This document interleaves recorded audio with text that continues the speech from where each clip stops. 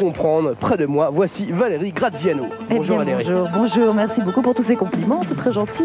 Eh bien, nous allons nous retrouver aujourd'hui pour la Coupe Suzuki Cup, qui est en quelque sorte un championnat d'Europe, où nous allons retrouver toutes les catégories, comme les championnats traditionnels de la Fédération française d'aérobic.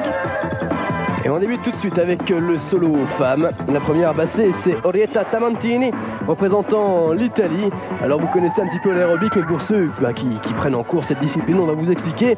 Il faut faire ce qu'on appelle une routine, en fait une démonstration, un programme.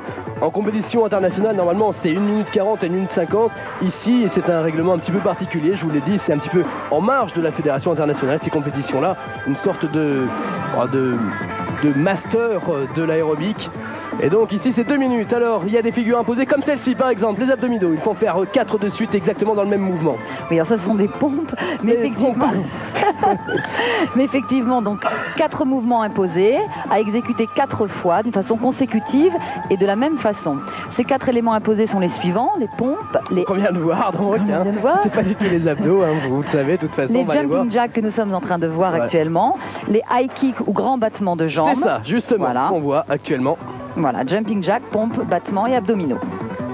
Et donc les jumping jacks, vous l'avez vu, c'est 4 sauts écarts en fait. Voilà, ce sont 4 petits sauts écarts qui doivent être exécutés exactement de la même façon, normalement sans déplacement. Là, nous voyons actuellement les abdominaux. C'est ça les abdominaux.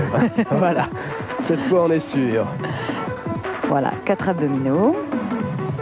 Et donc toujours dans le même mouvement, hein. C'est ce qui est important.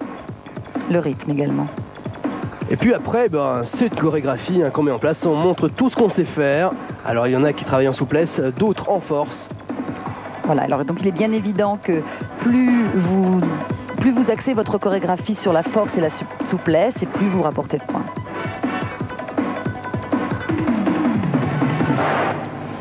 Et voilà donc la première concurrente de cette finale du solo femme, Orietta Tamantini.